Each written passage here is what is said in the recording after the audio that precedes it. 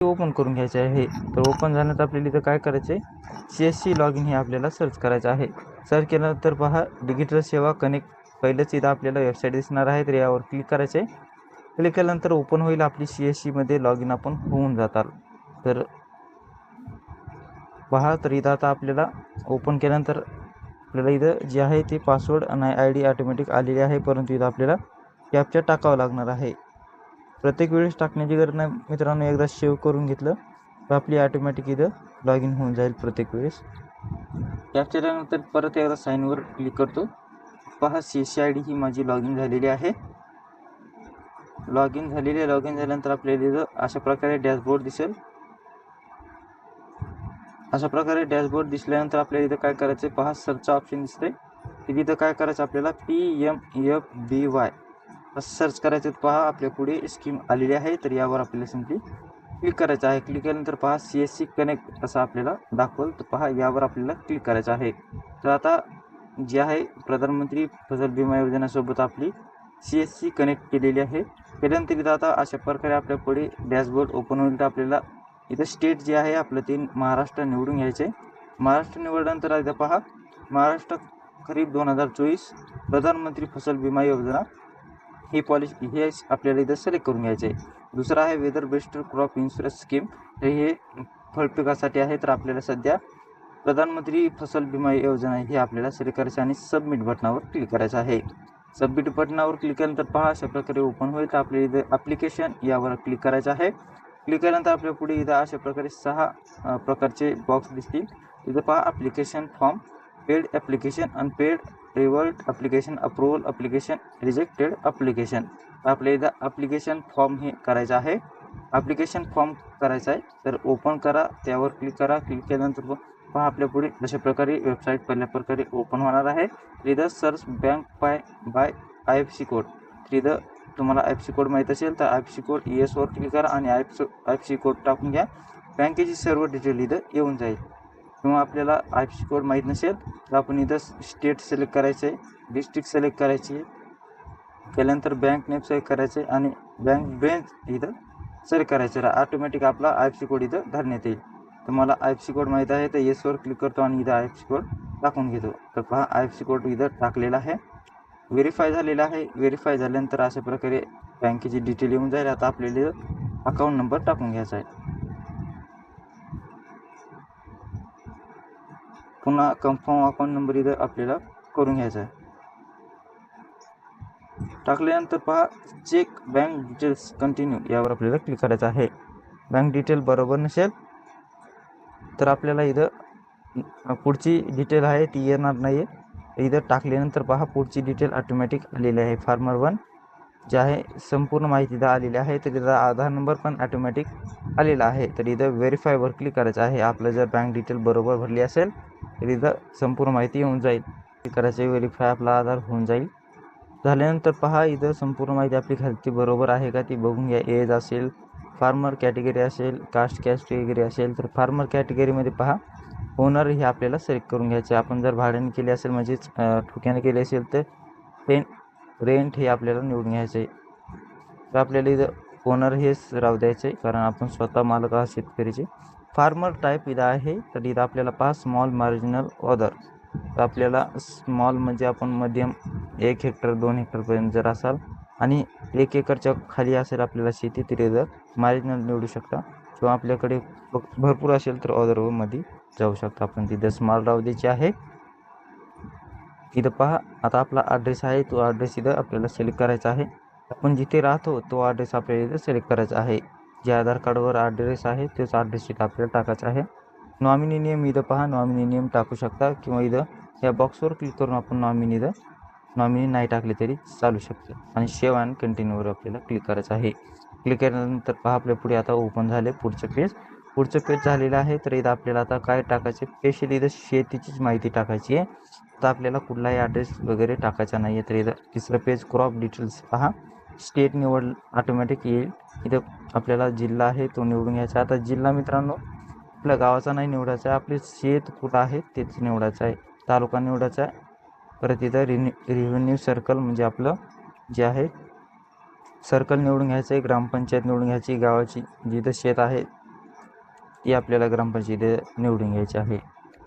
ग्रामपंचायत निवडल्यानंतर इथं आपल्याला विलेज निवडायचं आहे.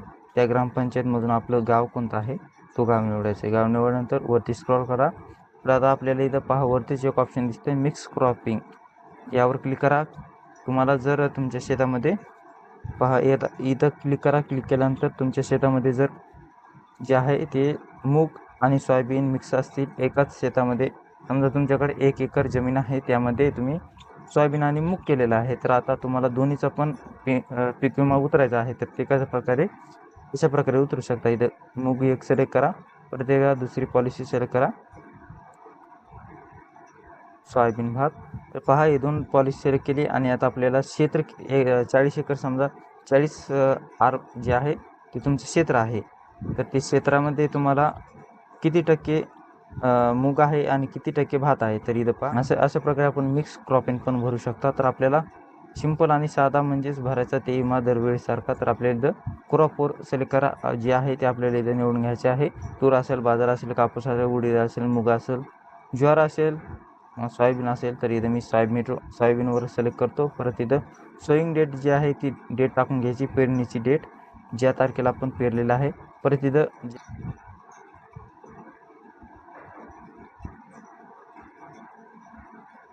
तर मित्रांनो इथं पहा सर्वे नंबर मी टाकलेला आहे आणि खाते नंबर पण टाकलेला आहे. तर आपल्याला इथं व्हेरीफाय यावर क्लिक करायचं आहे.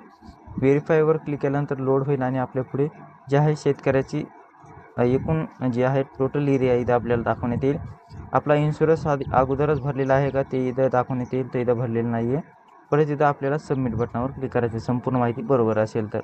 क्लिक केल्यानंतर आपला जे आहे एरिया इथं दाखवण्यात येईल.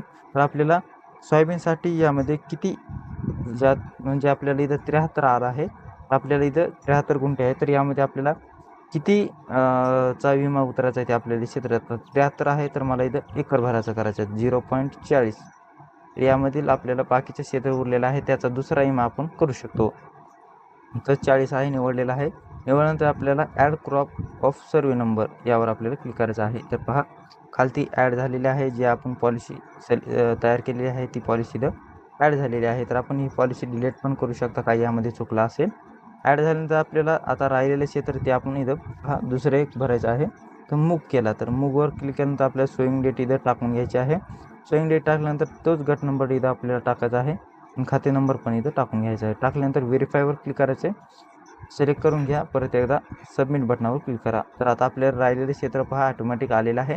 पहिले 73 आर होता, तर आता 33 आर राहिलेले आहे. तर यामध्ये पण आपण इथं add or survey number of insurance हे करू शकता. पहा 2 प्रकारे आपण इथं पॉलिसी सिलेक्ट केलेले आहे. म्हणजेच आपलं जेवढं क्षेत्र आहे त्यामध्ये आपण 2-3 प्रकारे पिकं घेतली असते अलग अलग, तर ते पण एकदा आपण अलग अलग प्रकारे करू शकता. किंवा मिक्स क्रॉपिंग असेल तर तशा प्रकारे पण विमा भरू शकता. तर ओपन झालेले आहे अशा प्रकारे ॲड झालेले आहेत आपल्या. तर आता आपल्याला काय करायचं आहे, ॲप्लिकेशन डॉक्युमेंट आपल्याला निवडायचं आहे. तर पासबुक इथं आपल्याला टाकून द्यायचं आहे. तर पासबुकावर चूज फाईल यावर आपल्याला क्लिक करायचं आणि आपलं पासबुक इथं जे आहे ते सिलेक्ट करायचं आहे. पासबुक शेतकऱ्याचं इथं आपल्याला अपलोड करायचं आहे. पासबुक इथं पहा अशा प्रकारे ओपन होईल. पासबुक झाल्यानंतर आणि इथं अपलोड यावर आपल्याला क्लिक करायचं आहे. अपलोड केल्यानंतर इथं राईट बटन असं लागेल मित्रांनो. परत इथं upload your land record choose फाईलवर क्लिक करायचं आहे. चूज फाईलवर क्लिक केल्यानंतर आपली जी आहे फाईल ओपन होईल आणि इथं आपल्याला जे आहे 8 किंवा आपण इथं 7-12 अपलोड करू शकता. तर मित्रांनो यामध्ये विचारलं जातं की आपण जे आहे ती 7-12 इथं कोणती वापरायची, तर डिजिटल वापरायची का तलाठ्याची वापरायची का जे आहे ह्यू फॉर्मॅलिटीचं वापरायची. तर आपण इथं सध्या 7-12 कोणती वापरायची हे आलेलं नाही आहे, परंतु मागच्या वर्षी मी ह्यू फॉर्मॅलिटीची 7-12 इथं वापरली होती. किंवा डिजिटल पण इथं वापरू शकता आपण. तर 2 प्रकारे 7-12 वापरू शकता, तलाठ्याची 7-12ची गरज नाही. अपलोड करून घ्यायची आहे. परत इथं शोईंग सर्टिफिकेट म्हणजे पीक पेर आपल्याला ह्या अपलोड करायचं आहे. पीक पेर असेल आपण तर इथं अपलोड करून घ्यायचं आहे. इथं अपलोडवर क्लिक करायचं आहे. तर पहा डॉक्युमेंट तिन्ही पण डॉक्युमेंट इथं अपलोड झालेले आहे, सक्सेसफुली लोड होत आहे. तर तिन्ही झालेले आहे डॉक्युमेंट अपलोड. राईट चिन्ह लागलेलं आहे आणि खाली इथं दाखवण्यात पण आलेलं आहे. तर आता इथं 4थ्यामध्ये काय अपलोड करायचं आपल्याला, पेन सर्टिफिकेट म्हणजे तुम्ही जर ठोक्याने केली असेल जमीन तर त्यामध्ये आपण इथं भरू शकता. सहमतीपत्र जे असतं ते सहमतीपत्र जोडून त्या शेतकऱ्याचा इथं आपण त्यांच्या नावाने विमा भरू शकतो. किंवा तुमचं जर सामायिक क्षेत्र असेल, सामायिक क्षेत्रामध्ये जर असेल जमीन, तर तुम्ही त्याचं पण इथं जे आहे सहमतीपत्र जे आहे ते आपण इथं अपलोड करू शकता. तर 7/12 सोबत पण आपल्याला सहमतीपत्र अपलोड करायचं आणि रेंट सर्टिफिकेटमध्ये पण आपल्याला अपलोड करायचं आहे. ही संपूर्ण माहिती झालेली आहे आपली. तर आपल्याला इथं काय करायचं आहे, प्रिव्ह्यू यावर क्लिक करायचं आहे. माहिती तर आपण भरलेली आहे, तर आता इथं आपण प्रिव्ह्यू माहिती इथं भरू शकता. तर मित्रांनो, मी सध्या ही फक्त पॉलिसी भरून दाखवण्यासाठी मी सबमिट केलेलं आहे डिटेल. यामध्ये मी विमा भरलेला नाही आहे, फक्त आपल्याला सबमिट इथं करून दाखवणार आहे. तर पहा, अशा प्रकारे ही माहिती आहे. झाल्यानंतर आपल्याला मेक पेमेंटवर क्लिक करायचे किंवा पे लेटरवर क्लिक करून आपण नंतर ह्या पॉलिसीचे पैसे भरू शकता.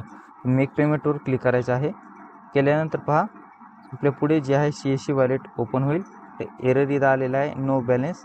मित्रांनो, CSCमध्ये जे एरर आपल्याला कधी असा आला, तर आपल्याला CSC वॉलेटमध्ये बॅलेन्स आहे का ते तपासून घ्यायचं आहे.